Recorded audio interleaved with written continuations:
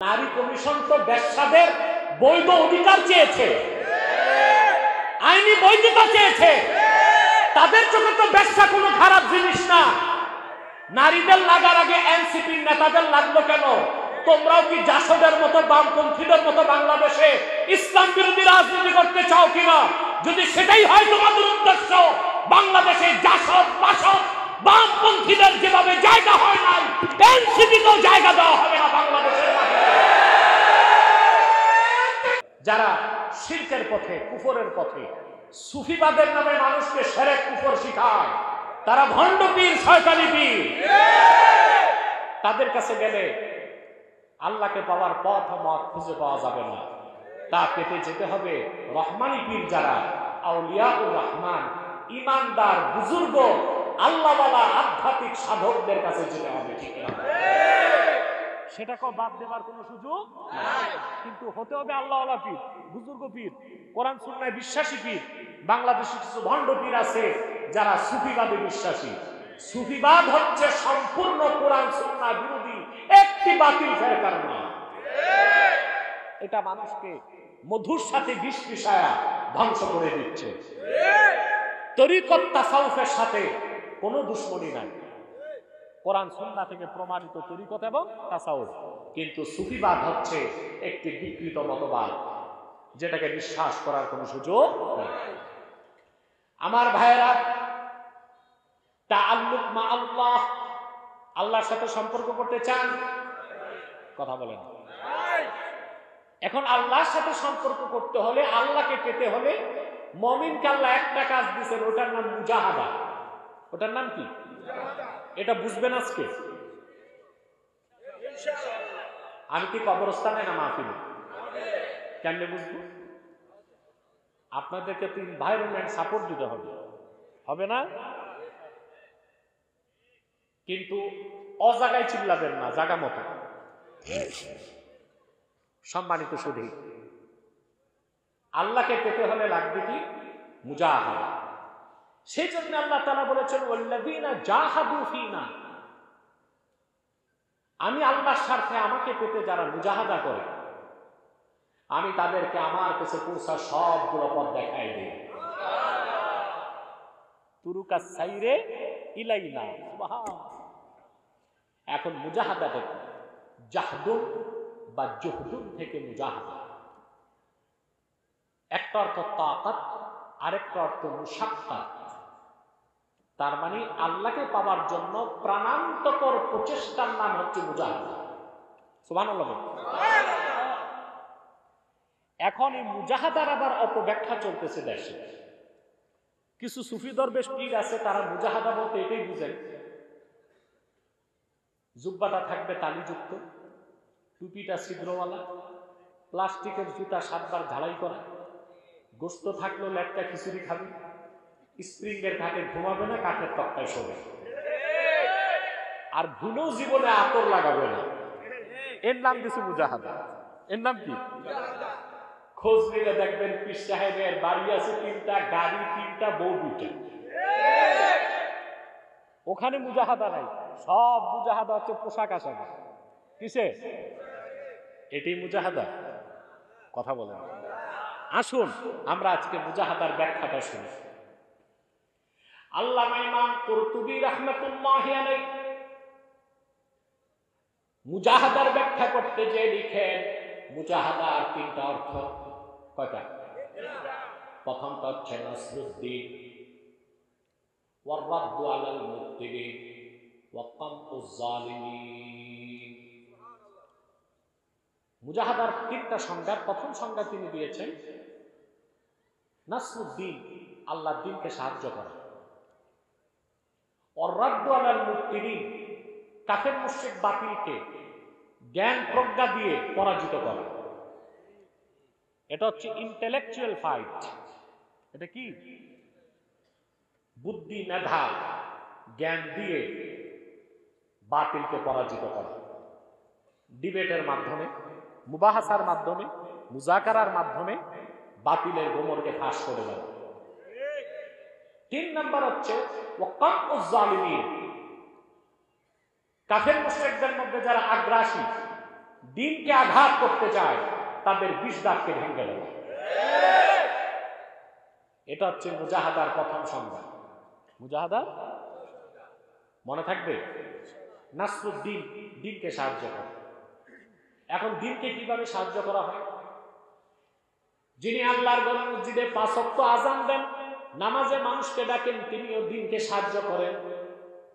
যিনি মসজিদে নামাজ পড়ান, তিনি দিনকে সাহায্য করেন। যিনি মাদ্রাসায় হাদিস পড়ান, তিনি দিনকে সাহায্য করেন। যিনি স্টেজে মানুষকে কোরআন হাদিস থেকে ওয়াজ শোনান, তিনিও দিনকে সাহায্য করেন। যিনি আবার দায়রা খানকার মধ্যে তরিকত তাসাউফের মাধ্যমে মানুষের আত্মশুদ্ধির ব্যবস্থা করেন, তিনিও দিনকে সাহায্য করেন। চূড়ান্ত পর্যায়ে যিনি ময়দানে জান ও মাল নিয়ে জিহাদে ঝাঁপায় পড়ে, তিনি সবচেয়ে বেশি আল্লাহর দিনকে সাহায্য করেন। প্রত্যেকেই দিনকে কি করেন? আজান দেওয়া কি দিনকে সাহায্য করেন। যিনি আজান দেন, তিনিও একামতে দিনের কাজে আছেন। যিনি হাদিস পড়ান, একামতে দিনের কাজ করছেন। হক্কানি পীর ও মুর্শিদ, তিনিও দিনের প্রতিষ্ঠার কাজে আছেন। চূড়ান্ত পর্যায়ে কালিমাতুল্লাহি হিয়াল উলিয়া, আল্লাহর কালেমাকে সমুন্নত করতে করতে যিনি জান মাল নিয়ে জিহাদে ঝাঁপায় পড়েন, তিনি সবচেয়ে বেশি আল্লাহর দিনকে সাহায্য করেন। এটা মুজাহাদা। এটা কি? যিনি আজান দেন, এই যে মাঘ মাসে প্রচন্ড শীতে অজু করে যে আজান দেয়, তার কি কষ্ট হয় না? সবাই কি টাকার জন্য আজান দেয়? হ্যাঁ, অনেকে টাকার জন্য আজান দেয়। যারা টাকার জন্য আজান দেয়, ওরা আবার আজানের আগে উজুও করে না। আগে আজান দেয়, পরে উজু করে। আছে না? অজু ছাড়া আজান জায়েজ আছে, মাকরু হবে। কি হবে? আর মুহাক্কিকগণ বলেন, যেই এলাকায় লাগাতার 40 দিন অজু ছাড়া আজান হবে, ওই এলাকায় বালা মুসিবত আসবে। আল্লাহর রাসূল মুয়াজ্জিন ভাইরা এই কাজটা করেন। হাদিস সাক্ষ্য দেয়, ঈমান ও ইহতিসাবের সাথে আল্লাহর সন্তুষ্টির জন্য খালেস নিয়তে যে 7 বছর আজান দিবে, কাল হাসর ময়দানে আল্লাহ তার গর্দানটা সবার চেয়ে লম্বা করে দিবে। আজকে আমরা বড় আলেম হইলে আজান দিতে লজ্জা পাই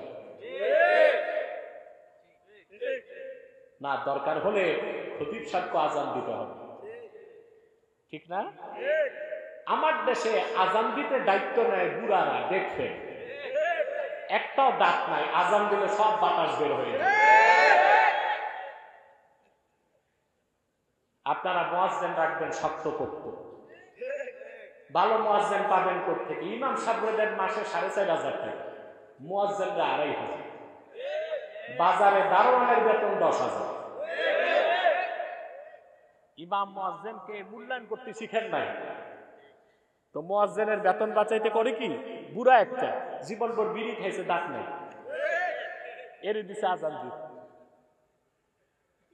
ইমাম রাখবেন যুবক, খতিব রাখবেন মুআম্মার বয়স্ক, আর মুয়াজ্জিন রাখবেন একদম টকবগে নওজোয়ান। যে আজান দেয় সে দিনের কাজ করতেছে, যে হাদিস পড়ায় দিনের সাহায্য করতেছে, যিনি হক্কানি তরিকায় পীর মুরিদির কাজ করে দিনের কাজ করতেছে। কথা বলেন। এরপর ওয়ার রাদ্দু আলাল মুবতিলিন, বাতিল ফেরকাকে বুদ্ধি প্রজ্ঞা দলিল দিয়ে পরাস্ত করা, এটাও মুজাহাদা। এটাও কি? এই কাজটা যে করবে তারে তো সারা রাত পড়াশোনা করতে হবে। সবচেয়ে খাটনি কি বলেন তো? পড়াশোনা। সুবহানাল্লাহ। আপনারা মনে করেন আলেমরা বসে বসে কিতাব পড়ে পরিশ্রম কই? মানুষের মাথাটা খাটাইলে মানুষ সবচেয়ে বেশি পরিশ্রম করে। তবে একটা বরকত আছে, আমি মুহাদ্দিস মুফাসসির, বয়স 80 পার হয়েছে, একটাও টাক মাথা দেখিনি। আর বিশ্ববিদ্যালয়ের প্রফেসর 50 হইতেই মাথা স্টেডিয়াম।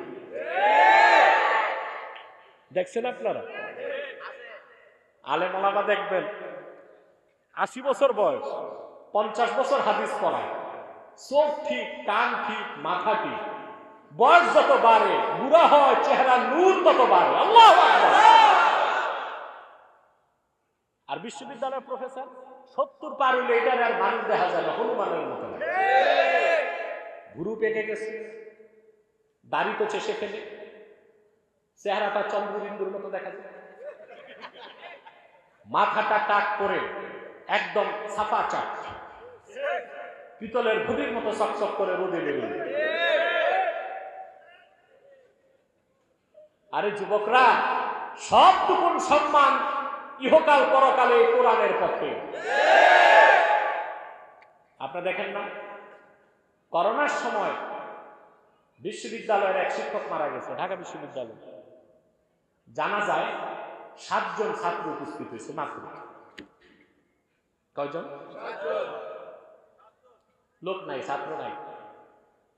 আর বাংলাদেশে কোন আলিম ইন্তেকাল করলে মাঠ ঘাট জনসমুদ্র হয়ে যায়। সুবহানাল্লাহ। যুবকরা এগুলো তাকায় দেখবা, বুঝতে পারবা সম্মান মর্যাদা সবকিছু কোরআনের পথে, সুন্নাহর পথে, এর বাইরে কোনো সম্মান মর্যাদা। তাহলে যিনি বাতিলকে দলিল প্রমাণ দিয়া পরাস্ত করেন, তিনিও মুজাহাদা করছেন, কারণ তিনি সারা রাত কিতাব পড়েন। কি পড়ে? এটা খুব খাটনির কাজ, এটা খুব।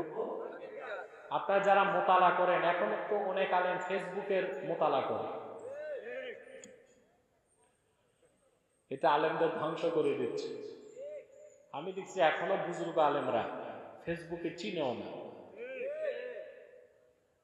তবে এই বুজুর্গ আলেমদের উচিত ফেসবুক দেখার জন্য একটা টিম রাখতে হবে, কারণ 3 দিন আগে ঘটে যাওয়া সংবাদ তারা পায় 7 দিন পরে, ঠিক না?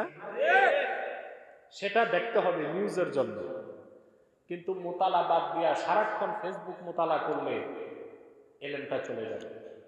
আলেম ভাইদেরকে বলবো অন্তত 4 ঘন্টা যারা ফারেক হয়ে গেছেন কিতাব মোতালা করবে। কয় ঘন্টা?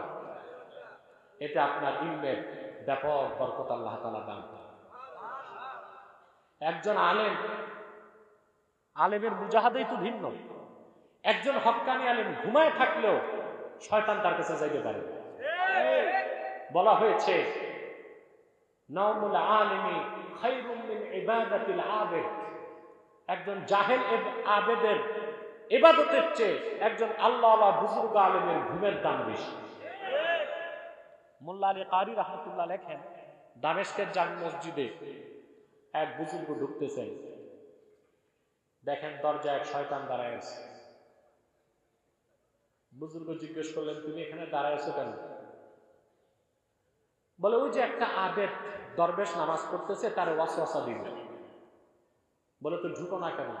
বলে, একজন আলেম ঘুমায় আছে, ভয়তে ঢুকতে পারতেছে। সুবহানাল্লাহ। একজন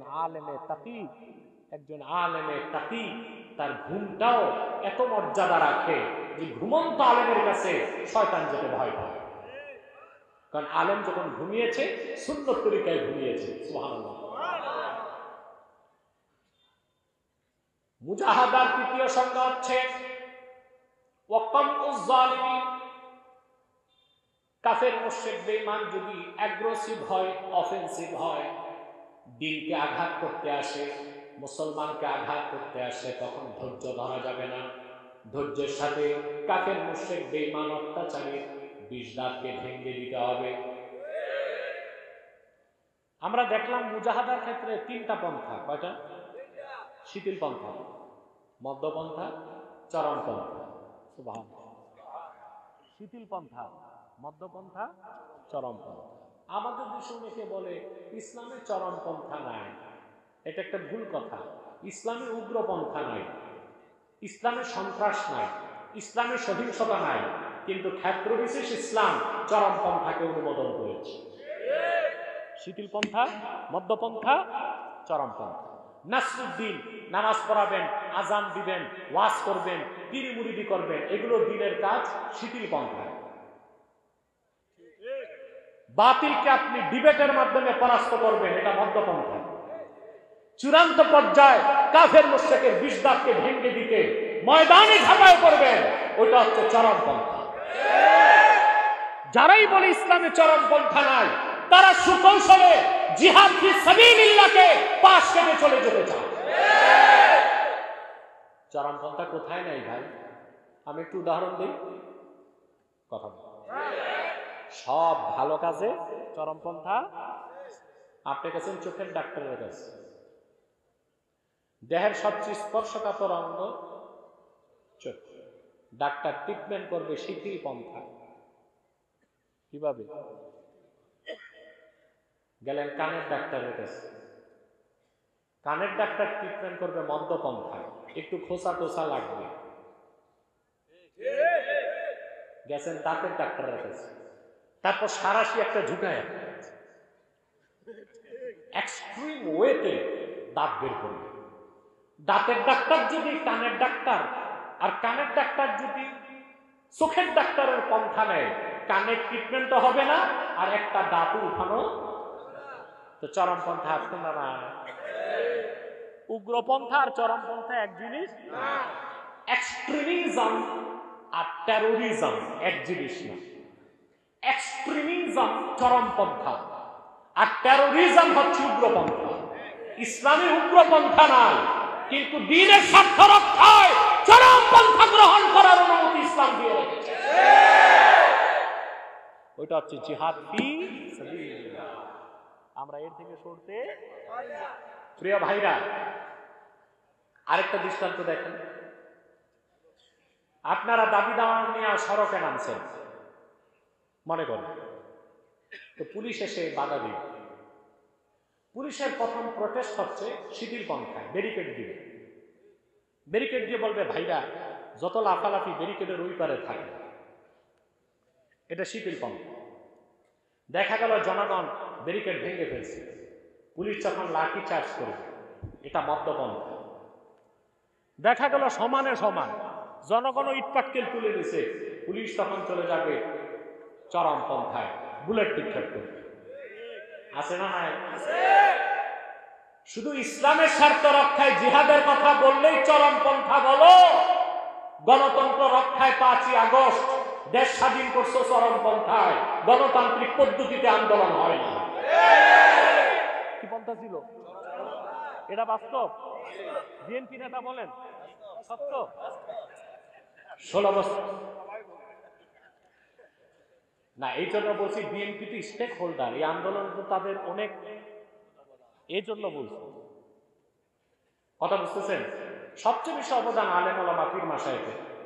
তারপর অনেক রাজনৈতিক দলের লোকই রক্ত দিয়েছে, বিএনপির লোক, জামাতের লোক, খেলাফতের লোক, বুঝছে না?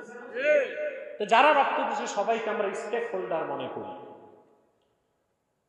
5ই আগস্ট দেশ স্বাধীন করছেন কি মদ্যপন্থায় না চরমপন্থায়? 16 বছর তো মাইর খাইছি, মাইর খাইছেন, একতরফা খাইছেন। দেয়াল যখন পিঠে ঠেকে গেছে, ছাত্র জনতা মাঠে নামলো 5ই আগস্ট। একদিকে ডিফেন্স তাদের বাধা দিল, তারাও পিঠ দেখায় নাই, বুক পেতে দিয়েছে, যা পেয়েছে হাতে তাই তুলে নিয়েছে। দুদিকেই রক্তপাত হয়েছে। গণতন্ত্র রক্ষায় তো চরমপন্থাকে নিলেন। এটা যদি নাজায়েজ না হয়, ইসলামের স্বার্থ রক্ষায় চরমপন্থা করা যাবে না, এইরকম ভাওতাবাজির ফতোয়া বাংলাদেশে দেওয়া আর মেনে নেওয়া হবে না। মুজাহাদা বুঝতেছেন? কথা বলেন। আবার মনে করায় দিই, নাসরুদ্দিন ওয়ারাদ্দু আলাল মুফতিনিন ওয়া কামউজ জালিমিন। মুজাহাদার একটা স্তর আলোচনা করলাম, এবার দ্বিতীয় স্তর। মুজাহাদার দ্বিতীয় স্তর হচ্ছে নফসের সাথে লড়াই। নফসের সাথে প্রত্যেকটা হারাম কাজ করতে নফস চায়। আল্লাহ তার হাবিব সাল্লাল্লাহু আলাইহি ওয়াসাল্লাম যা কিছু নিষেধ করেছেন, চুরি করা, ডাকাতি করা, জেনা করা, গীবত করা, শিকায়ত করা, পরের হক মেরে খাওয়া, ঘুষ খাওয়া, মানুষ হত্যা করা, এই সব কিছু হারাম। প্রত্যেকটা হারাম কাজ চিত্তাকর্ষক, সেটা করতে মন চায়। আল্লাহ রাব্বুল আলামিনের ভয়তে নফসের সাথে লড়াই করে গুনার থেকে বেঁচে থাকা, সেটাও হলো মুজাহাদার দ্বিতীয় স্তর। হারাম কাজগুলো কেমন লাগে? ভালো লাগে বলি তো অনেকে ব্যবসা বাণিজ্য নাই, চাঁদাবাজি করে চলে। আছে না?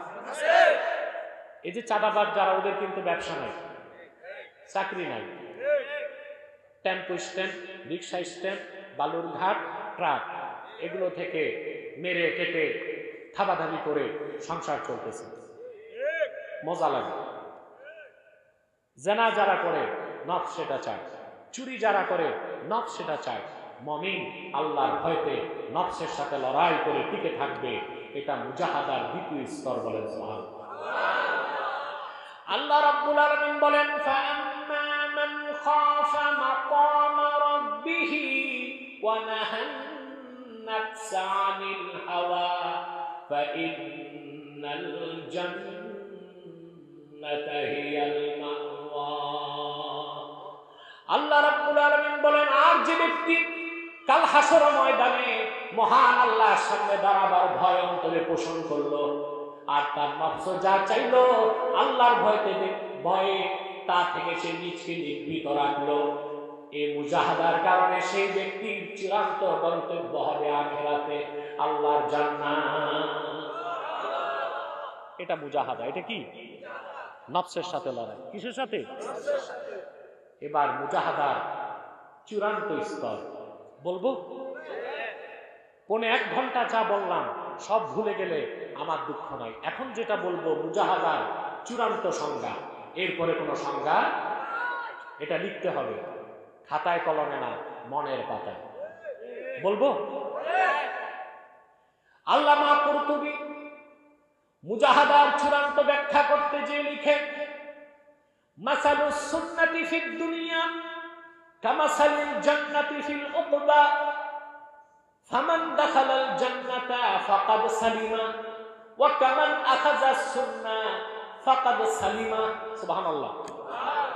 ইমামে কুরতুবী লেখেন, আল্লাহর হাবিব আখিরি নবী নূর নবীজি মুহাম্মদ মুস্তাফা সাল্লাল্লাহু আলাইহি ওয়াসাল্লাম ১৫০০ বছর আগে যে সুন্নাত রেখে গিয়েছেন, সেই সুন্নাতের উদাহরণ হচ্ছে দুনিয়ায় আল্লাহর জান্নাতের মতো।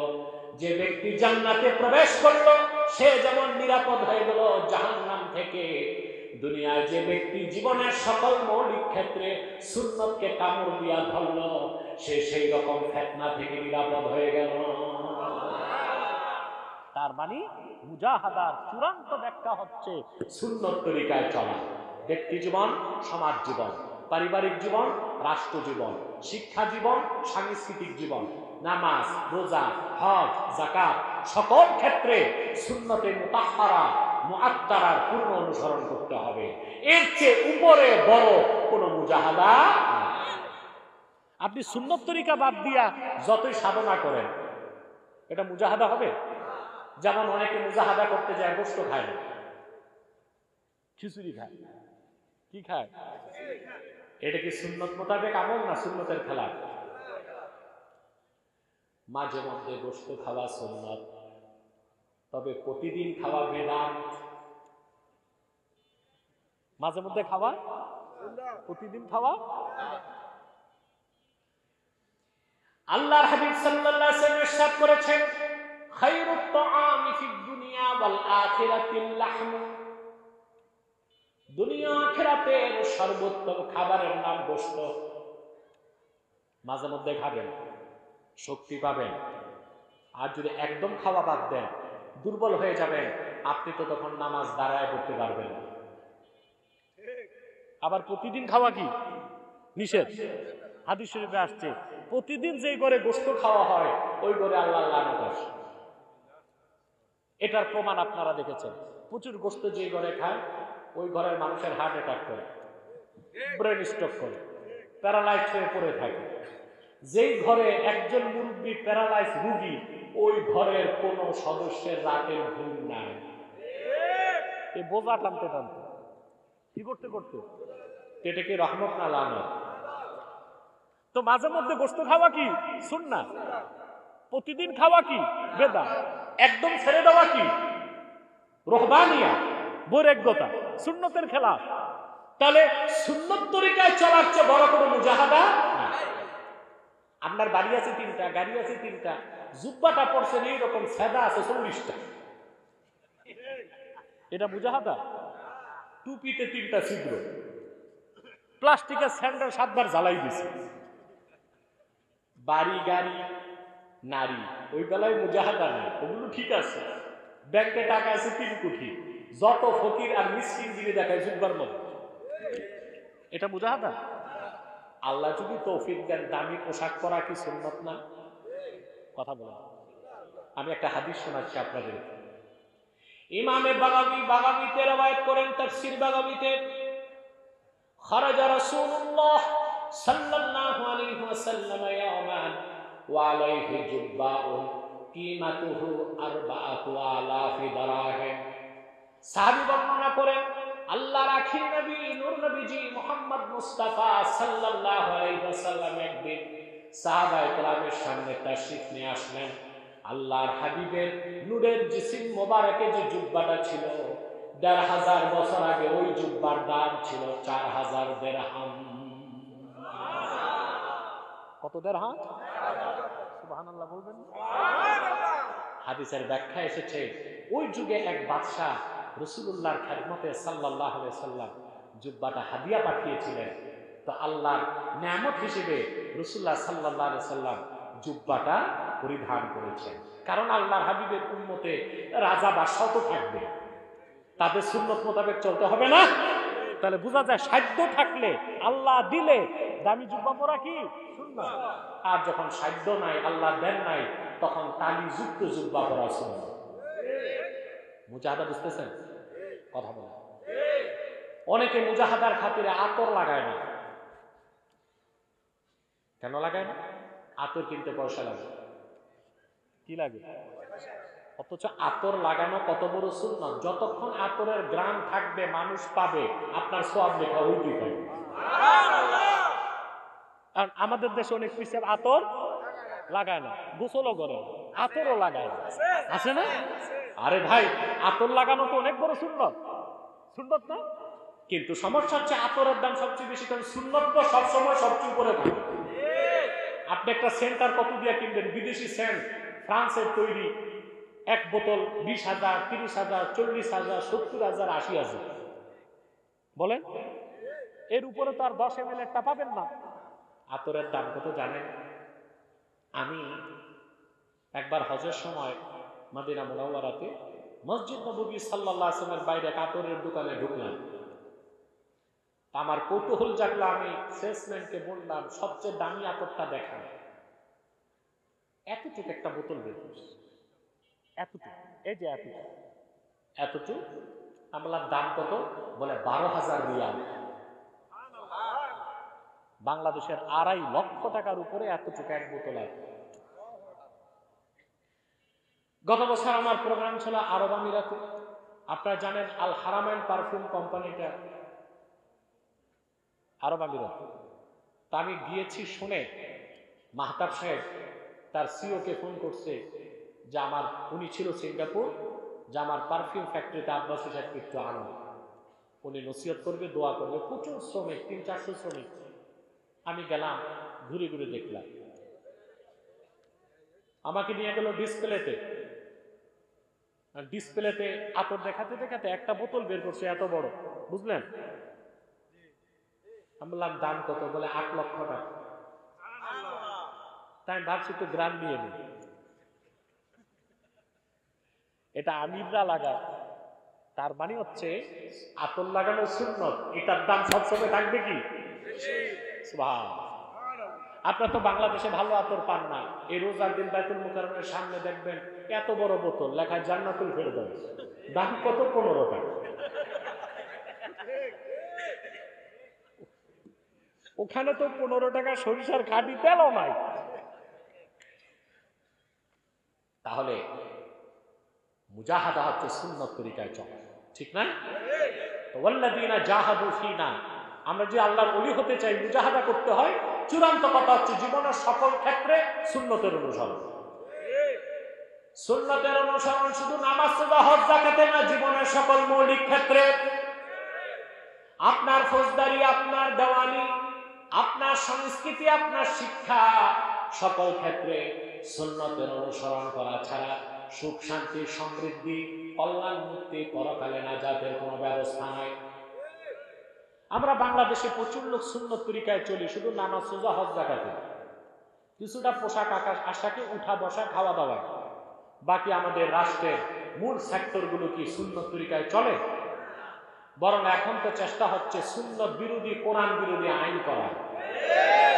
সবচেয়ে আঘাত লেগেছে আমাদের বিতর্কিত নারী সংস্কার কমিশনের ৩১৮ পৃষ্ঠার গাজা খুরি প্রস্তাবনা দেখে। আপনারা দেখেছেন, আমরা প্রতিবাদ করেছি। ঢাকায় সরওয়ার্দী উদ্যানে হেফাজতের প্রোগ্রামে ওলামায়ে কেরাম হুঁশিয়ার করেছে, আমরা হুঁশিয়ার করেছি নারী পুরুষ সমান অধিকার। এটা কি সম্ভব? সৃষ্টিগতভাবে আল্লাহ তাআলা নারী আর পুরুষের মধ্যে 25টা পার্থক্য রাখছে। কয়টা? 25টা। তো সমান করবেন কেন? ফিজিক্যাল, সাইকোলজিক্যাল, বায়োলজিক্যাল, নারী আর পুরুষে সৃষ্টিগতভাবে কয়টা পার্থক্য? সবচেয়ে বড় পার্থক্য বিজ্ঞান দেখেছে, একজন প্রাপ্তবয়স্ক পুরুষের মাথায় মগজের পরিমাণ 60 গ্রাম। কত?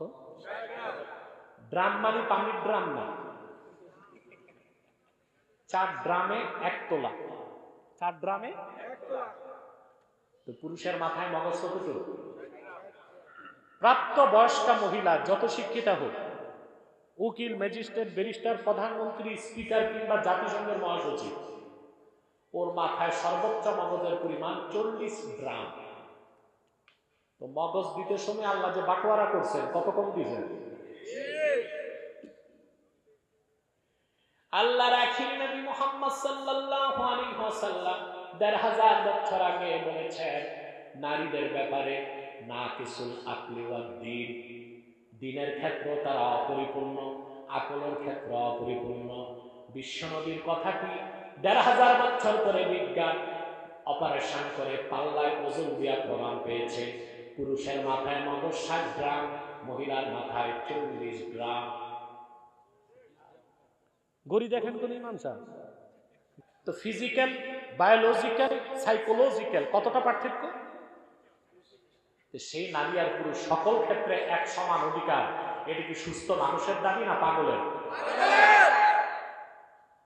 এরপর ৩১৮ পৃষ্ঠায় আবার ওরা বলছে তালাক দেবার ক্ষেত্রে নারী পুরুষের সমান অধিকার। সবচেয়ে জঘন্য একটা কথা বলছে, মেরিটাল রেপ। স্বামী স্ত্রী বিবাহিত, স্বামী যদি জোর করে স্ত্রীর সাথে ফিজিক্যাল রিলেশন করে, এটা ধর্ষণের মামলা হবে। চিন্তা করেন, ঘরে ঘরে আগুন লাগানোর ব্যবস্থা করছে। এখন মহিলা রাজি ছিল কি ছিল না, এটার প্রমাণ হবে কি দিয়া? হেফাজত ইসলামের মঞ্চে কিছু আলেম রাগান্বিত হয়ে নারী কমিশনের মহিলাদেরকে বেশ্যা বলছে। হ্যাঁ, এই শব্দ উচ্চারণটা ঠিক হয় নাই, আর হেফাজতের পক্ষ থেকে দুঃখ প্রকাশ করা হয়েছে, কিন্তু এনসিপি কে বলছি, তোমরা এই শব্দটা বললা, নারী কমিশন তো বেশ্যাদের বৈধ অধিকার চেয়েছে, আইনি বৈধতা চেয়েছে, তাদের চোখে তো বেশ্যা কোনো খারাপ জিনিস না। নারীদের লাগার আগে এনসিপির নেতাদের লাগলো কেন? তোমরাও কি জাসদের মতো, বামপন্থীদের মতো বাংলাদেশে ইসলাম বিরোধী রাজনীতি করতে চাও কিনা? যদি সেটাই হয় তোমাদের উদ্দেশ্য, বাংলাদেশে জাসদ, বাসদ, বামপন্থীদের যেভাবে জায়গা হয় নাই, এনসিপিকেও জায়গা দেওয়া হবে না বাংলাদেশের মাটিতে।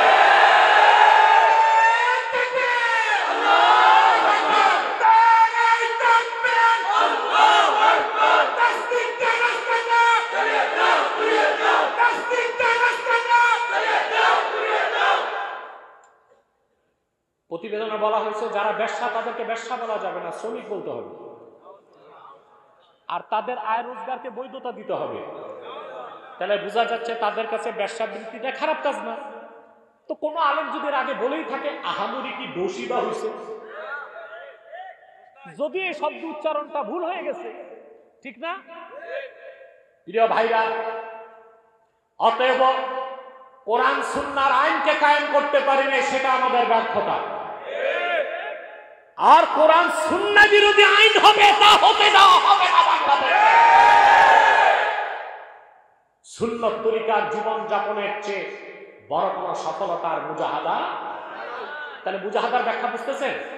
মুজাহাদার চূড়ান্ত ব্যাখ্যা হচ্ছে ব্যক্তি জীবন, সমাজ জীবন, রাষ্ট্র জীবন, সাংস্কৃতিক জীবন, শিক্ষা জীবন, পোশাক আশাক, উঠা বসা, নামাজ রোজা হজ যাকাত সকল ক্ষেত্রে আল্লাহর আখির নবী রাহমাতুল লিল আলামিন মুহাম্মদ মুস্তাফা সাল্লাল্লাহু আলাইহি ওয়াসাল্লাম ১৫০০ বছর আগে যে আদর্শ রেখে গেছেন, সুন্নাহ রেখে গেছেন, চোখ বন্ধ করে অন্ধের মতো সেই সুন্নতের অনুসরণ করতে হবে।